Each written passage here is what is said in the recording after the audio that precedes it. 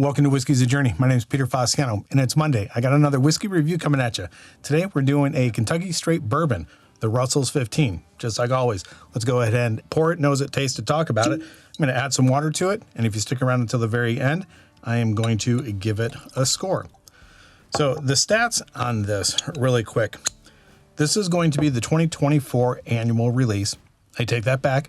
The 2024 limited release. It is a Kentucky Straight Bourbon, age 15 years, and it's coming in at 58.6% ABV, 117.2 proof. Not chill filtered. It's a wild turkey product, so it's got the wild turkey mash bill of 75% corn, 13% rye, and 12% malted barley. Man, it smells good. 750 milliliter bottle. And I actually am part of the Total Wine Rewards program. So I ended up getting this for $329.99 through the, they have the allocated program. Being a Grand Reserve member, I think twice a year they give these allocation raffles out. So my name was drawn for one of these and I ended up buying it. I just couldn't pass it up. All right, let's get this thing on the nose. So I just got to tell you, I am not a person that gets overly excited. I don't have a whole lot of low lows or really high highs. I'm pretty even keel. I've been drinking whiskey for about 2.5 years now. And I got to tell you, I don't think I have a bottle in my collection that comes across as rich and as complex as this does. There are certain notes that a bourbon has, and I think I've mentioned this multiple times. Bourbon has a pretty narrow margin of the notes that you're going to get, but what distinguishes the difference between a bottle from another bottle is the concentration of those notes. You're going to have those typical bourbon notes, which would be vanilla, caramel, and brown sugar. The intensity at which those come across in this glass is like no other bourbon that I've had. The vanilla notes are rich. The brown sugar and the caramel is almost a toasted caramel, and the brown sugar is a very dark, rich, sweet brown sugar. Being 15 years of age, you're also getting some pretty good sweet oak notes, and the spices that I'm getting are a mellow cinnamon. Those Christmas spices that are a little bit sweet, but also have like a little touch of heat to it. I'm getting some pretty good vanilla cream soda notes as well. Throw in some dark chocolate, some tobacco, and maybe a little bit of leather. To me, I think it has every note that you would want in a bourbon, and all of those concentrated notes are coming through as a very vibrant bourbon on the nose. Enough talk, let's go ahead and get this thing on the palate. All of those concentrated notes on the nose are coming through on the palate. This is an exceptional whiskey. As soon as it hits the front of the palate, it turns effervescent. I'm hit with a really nice, dark fruit candied note. That 15-year oak hits the side of the tongue, and it's a little bit bitter, but it's not anything that's over the top. The wood tannins, the milk chocolate, the tobacco, and the leather show up, and as it hits the very back of the palate, I think the finish is where this shines most of all. Vanilla, brown sugar, caramel, honey.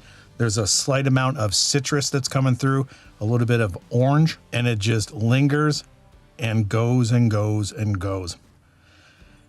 If you have not had an opportunity to taste this and you run across this in a bar or you have an opportunity to taste it, don't pass it up. Now, obviously, that was the first sip. Sometimes first sips can fool you. So let me go ahead and get a second sip in, concentrate a little bit more on the flavors. Maybe I can try to articulate a little bit more what I'm actually experiencing. We'll add a little bit of water to it, talk about Russell's 15, and then give this thing a score. Second sip, everybody. Cheers. Vanilla cream soda, chocolate, oranges, red fruit, leather, tobacco, oak, and that ABV is drinking below 117. Is that what it is? 117 proof? I don't think it really drinks 117.2. It's drinking lower than that. And I know I've said it before, but the concentration of flavors sets this apart from anything that I've ever had before. And again, that finish is just going on forever. That's kind of where this thing lives. Not that the flavors that I'm getting on the palate is anything to shake a stick at, but this is a complete package. It has intense flavors, long finish, a little bit of tannin that doesn't go over the top, but you know that you're drinking something that has age. It saturates every part of the mouth, but I do have to say, it's not very viscous. I would think that something this age, along with that proof, might have a little bit of a syrupy feel, but it really doesn't. It hits your palate like a firecracker, but not being sharp. It just hits with an explosion of flavors, but it doesn't stick to anything. It just washes over your palate with intense flavor without it being too viscous or syrupy. All right, now that I've put the water in here, let's talk a little bit about Russell's 15 and this release. Based on the articles that I've read, this is actually a blend of 15 and 16-year-old whiskeys from Cap Nelson, 75% being the 15 and then 25% being the 16. And the intent was this was going to be a release every 2 to 3 years. But as they went in and made this batch, they realized that the 55-gallon barrels that they were dumping only had somewhere around 17 gallons in them. So unfortunately, this might be a one-time release only. I hope that that's not the case because this is really good and I would be looking forward to another release. And in 2024, this 15 took the place of their normal release, which is the Russell's 13. Russell's 13 was originally released in 2021, 2022, 2023, 2024. They released the 15 instead of the 13, and then I believe in 2025 they'll go back to the 13. But that's all speculation or based on the information that I read from the articles. If you know any different, let me know in the comments down below. Now that the water had some time to do its thing, let's get this thing on the nose one more time, taste it, and then give it a score. On the nose, there's more of a cherry note this time. There's a spice that's coming through that wasn't there before I added the water. Oak, vanilla, brown sugar, caramel, vanilla cream soda, leather, tobacco. Citrus note is still there. And when I say citrus, it's almost to the point where it's the rind of an orange, almost how you express the oils out of it, and you have that scent on your hands once you express the oil. It's almost to that point, kind of that kind of citrus. Not the pulp inside, not the actual fruit itself. Yeah, it's still pretty intense. Let's go ahead and get it on the palate. On the palate with the water, it's a little bit more spice forward, peppery.